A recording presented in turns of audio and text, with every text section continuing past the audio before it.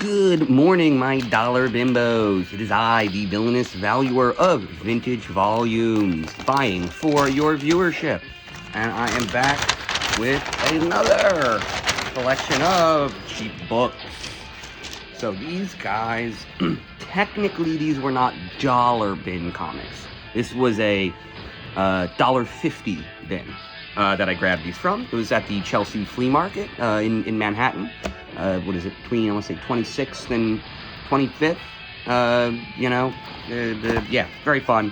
And so I just go there, and I just grab, a bunch of random cheap books, and I forgot the guy's name. I want to say his name is John, but he's there all the time, and every once in a while, there'll be another comic book dealer there, and they tend to have new stuff that is very overpriced.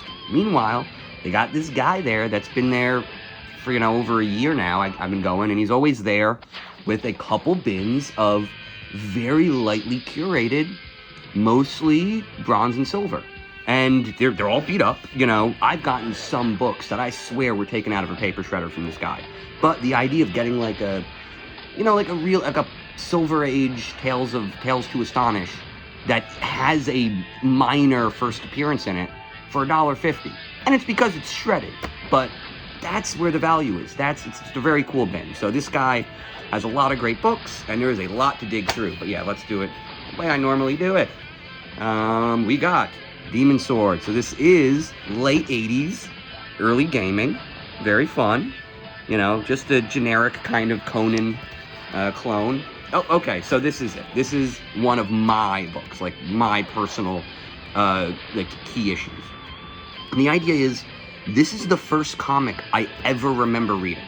So, it definitely wasn't the first comic I bought, but generally, as a kid, I was just buying cool-looking Spider-Man and X-Men crap, right? You just buy a cool-looking cover, you never really read it, the stories weren't that good, and the idea was, you would just buy things to kind of follow the character.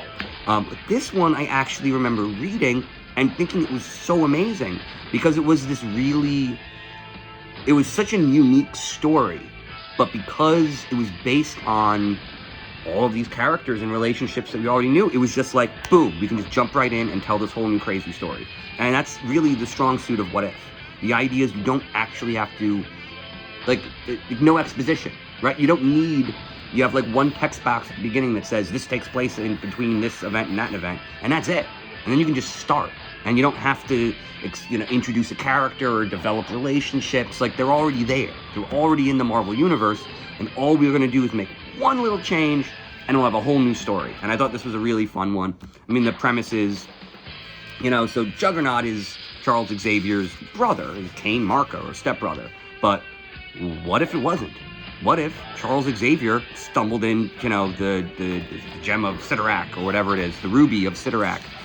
What if the world's most powerful mind became the most powerful body? And then it's just that.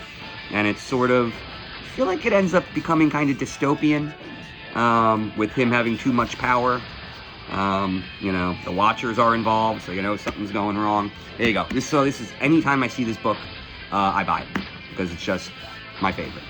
Okay, we are here with some other nerd nonsense. So we're going even no, this is also 1989. So this is the same year as that, so it's fun to think, video gaming and gaming, and let's see. I'm actually curious about this. Okay, so yeah, more What If. And so this is, I love What If, because what I was saying before about it being the easiest way to tell a brand new story in the Marvel Universe without having to build it up. You just start it, and I love it. So anytime I see, What Ifs and dollar bins, I grab them. I also do kind of want to have a run and a collection of all of them, because it is such a fun concept. What do we got here? Straight up pyramid scheme. So this is the fun thing about when people are like, I can't believe how the internet is rife with fraud, and there's all these fake spam phone calls, and why telemarketing, and blah, blah, blah. I'm like, yeah, that's how it's always been.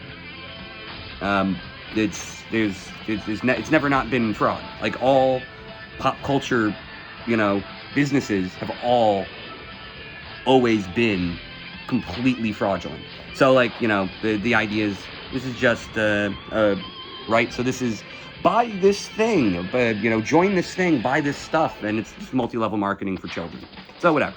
It's always fun to just realize that pop culture is based on fraud. Now, this is just fun. I don't have that many old Ghost Rider books, you know, and so I just sort of, he's always been a cool character.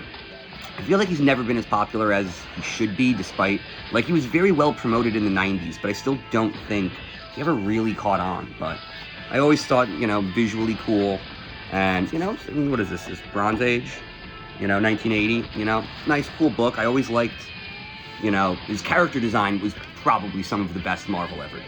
It's very fun concepts. Here we go, Legos, 1978 Lego ad. And it's just, man, Legos were always the coolest. That is awesome. So yeah, what do we got here? Just random Iron Man book.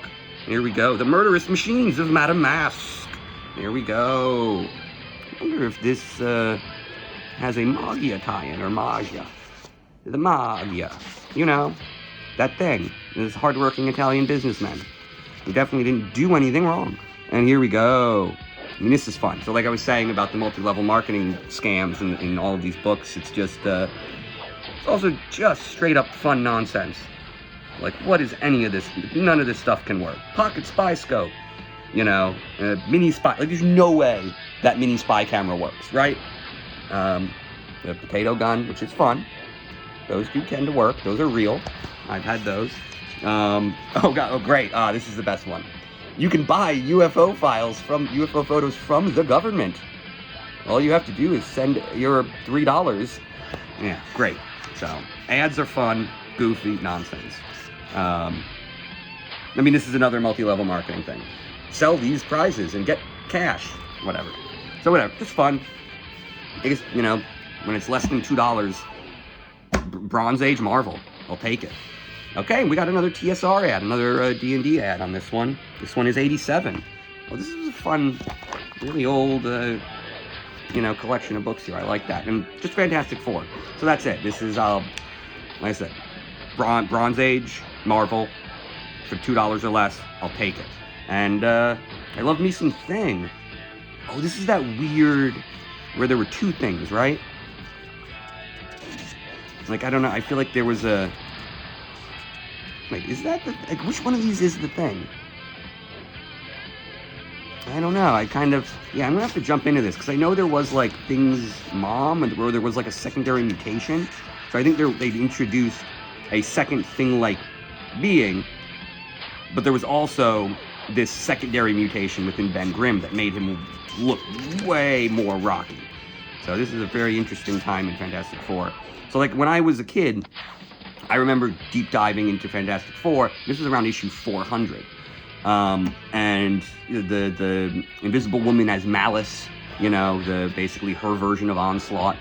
And it was just a really fun run, but you know, like I said, that's a very different era than this.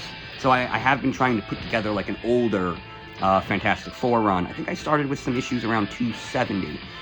So I'm basically going to try to build from about 250 to 350, since 350 is about where I started reading as a kid. Figure I'll catch up and get the older stuff. So here we go. This was a pretty fun group of books. Check out Chelsea Flea Market if you're ever in Manhattan. It's Saturday and Sunday, but this guy's only there on Saturday. So go to Chelsea Flea Market on Saturday. Tell him Dollar Bin Vulture sent you. Have fun, good night, and a good flight.